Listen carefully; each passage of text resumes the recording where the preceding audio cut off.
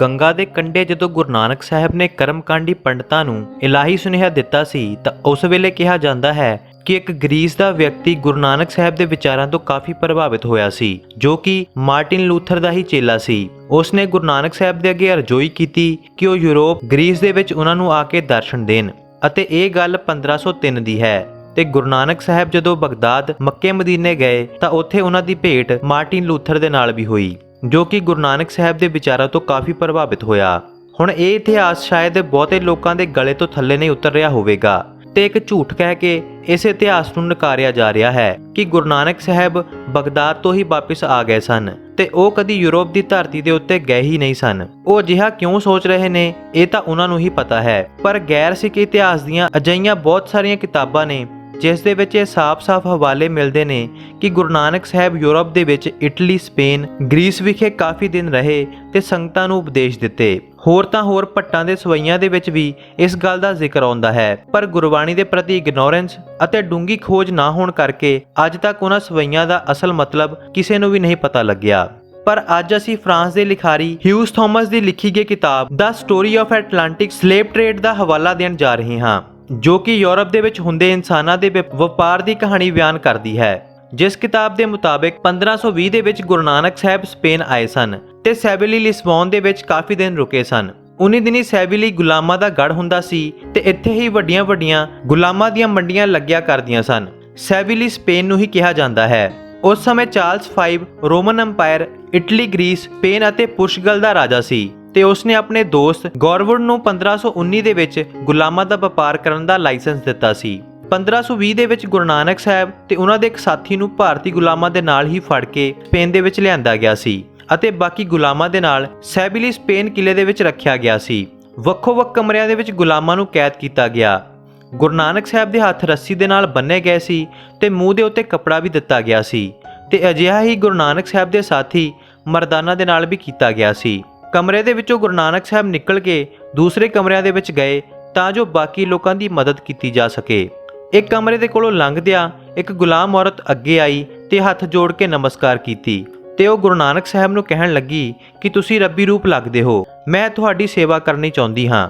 ਉਸ ਕਿਤਾਬ ਦੇ ਵਿੱਚ ਅੱਗੇ ਹਵਾਲਾ ਦਿੱਤਾ ਗਿਆ ਸੀ ਕਿ ਗੁਰੂ ਨਾਨਕ ਸਾਹਿਬ ਨੇ ਉਸ ਔਰਤ ਨੂੰ ਉਹਨਾਂ ਦੇ ਹੱਥਾਂ ਦੇ ਉੱਤੇ ਬੰਨੀ ਗਈ ਰੱਸੀ ਖੋਲਣ ਦੀ ਸੇਵਾ ਲਾਈ ਤਾਂ ਜੋ ਗੁਰੂ ਨਾਨਕ ਸਾਹਿਬ ਹੋਰਨਾਂ ਲੋਕਾਂ ਦੀ ਮਦਦ ਕਰ ਸਕਣ। ਪਰ ਔਰਤ ਦੇ ਵੀ ਹੱਥ ਬੰਨੇ ਹੋਏ ਸੀ, ਜਿਸ ਕਾਰਨ ਉਸਨੇ ਆਪਣੇ ਮੂੰਹ ਤੇ ਦੰਦਾਂ ਦੀ ਸਹਾਇਤਾ ਦੇ ਨਾਲ ਉਹ ਰੱਸੀ ਖੋਲੀ ਅਤੇ ਰੱਸੀ ਖੋਲਣ ਦੇ ਨਾਲ ਕੁਝ ਨਿਸ਼ਾਨ ਤੇ ਰੰਗ ਉਸ ਦੇ ਮੂੰਹ ਦੇ ਉੱਤੇ ਲੱਗ ਗਏ। ਪਰ ਉੱਥੇ ਮੌਜੂਦ ਲੋਕਾਂ ਨੇ ਗਲਤ ਸੋਚ ਰੱਖ ਕੇ ਇਹ ਇਲਜ਼ਾਮ ਲਗਾਏ ਕਿ ਉਹ ਔਰਤ ਚਰਿੱਤਰਹੀਣ ਹੈ।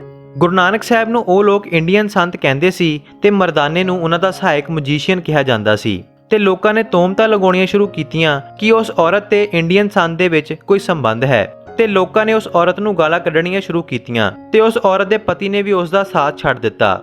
ਇਸ ਗੱਲ ਦਾ ਹਵਾਲਾ the story of Atlantic slave trade ਦਬਿਸਤਨੇ ਮਹਿਜ਼ੇਬ ਦੇ ਵਿੱਚ, ਜੋ ਕਿ ਮੌਹਸਿਨ ਫਾਨੀ ਦੀ ਲਿਖੀ ਗਈ ਕਿਤਾਬ ਹੈ, ਉਸ ਦੇ ਵਿੱਚ ਦਿੱਤਾ ਗਿਆ ਹੈ। ਹਾਰ ਕੇ ਉਹ ਔਰਤ ਗੁਰੂ ਨਾਨਕ ਸਾਹਿਬ ਦੇ ਕੋਲ ਆਈ ਤੇ ਰੋਣ ਲੱਗੀ ਕਿ ਮੈਂ ਤਾਂ ਪਰਮਾਤਮਾ ਦੇ ਰਸਤੇ ਤੇ ਉੱਤੇ ਚੱਲ ਕੇ ਤੁਹਾਡੀ ਸੇਵਾ ਕੀਤੀ ਸੀ ਤੇ ਮੇਰੀ ਸੇਵਾ ਦਾ ਫਲ ਕੁਝ ਹੋਰ ਹੀ ਮਿਲ ਰਿਹਾ ਹੈ। ਉਸ ਵੇਲੇ ਗੁਰੂ ਨਾਨਕ ਸਾਹਿਬ ਨੇ ਕਿਹਾ ਕਿ ਇਹ ਕਲਯੁਗ ਦੀ ਹੀ ਆਵਾਜ਼ ਹੈ, ਪਰਮਾਤਮਾ ਆਪ ਹੀ ਭਲੀ ਕਰਨਗੇ।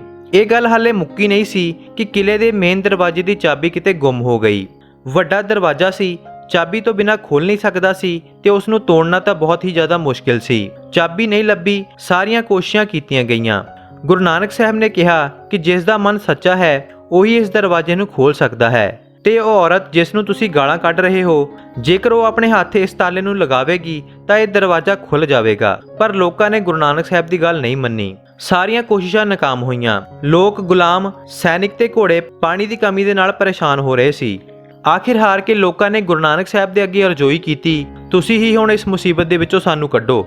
ਗੁਰੂ ਸਾਹਿਬ ਨੇ ਫਿਰ ਉਹੀ ਸ਼ਬਦ ਕਹੇ ਕਿ ਉਹ ਔਰਤ ਜੋ ਅੱਜ ਵੀ ਜੱਜ ਸੱਤ ਦੇ ਵਿੱਚ ਕਾਇਮ ਹੈ ਉਹੀ ਇਸ ਦਰਵਾਜ਼ੇ ਨੂੰ ਖੋਲ ਸਕਦੀ ਹੈ। ਪਰ ਲੋਕਾਂ ਨੇ ਫਿਰ ਉਸ ਔਰਤ ਨੂੰ ਗਾਲਾਂ ਹੀ ਕੱਢੀਆਂ।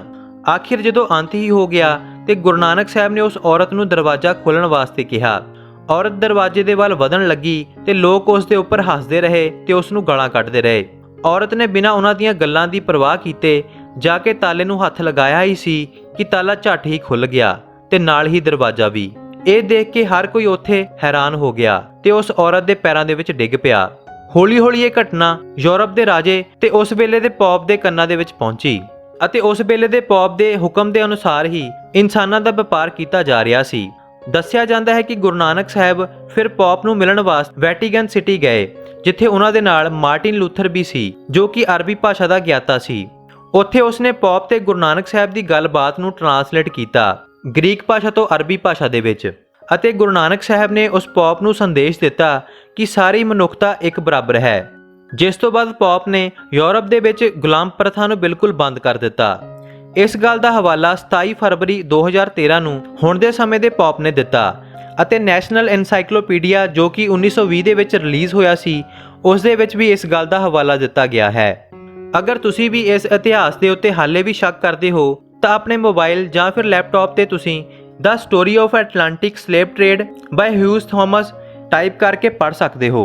ਇਸ ਦੇ ਨਾਲ ਹੀ the western Mazhab by Mohsin Fani, Guru Nanak Sahib in the eyes of non Sikhs by Sarabjit Singh Bal ਅਤੇ ਨੈਸ਼ਨਲ ਐਨਸਾਈਕਲੋਪੀਡੀਆ 1920 ਇਸ ਇਤਿਹਾਸ ਦਾ ਹਵਾਲਾ ਭਰਦੇ ਹਨ, ਅਤੇ ਤੁਸੀਂ ਇਸ ਨੂੰ ਨੈੱਟ ਦੇ ਉੱਤੇ ਸਰਚ ਕਰਕੇ ਪੜ੍ਹ ਸਕਦੇ ਹੋ। ਸਪੇਨ ਦੇ ਵਿੱਚ ਉਹ ਕਿਲਾ ਅੱਜ ਵੀ ਮੌਜੂਦ ਹੈ, ਤੇ ਉਹਨਾਂ ਕਿਤਾਬਾਂ ਦੇ ਵਿੱਚ ਗੁਰੂ ਨਾਨਕ ਸਾਹਿਬ ਦੀਆਂ ਸਾਫ਼-ਸਾਫ਼ ਤਸਵੀਰਾਂ ਵੀ ਮਿਲਦੀਆਂ ਹਨ।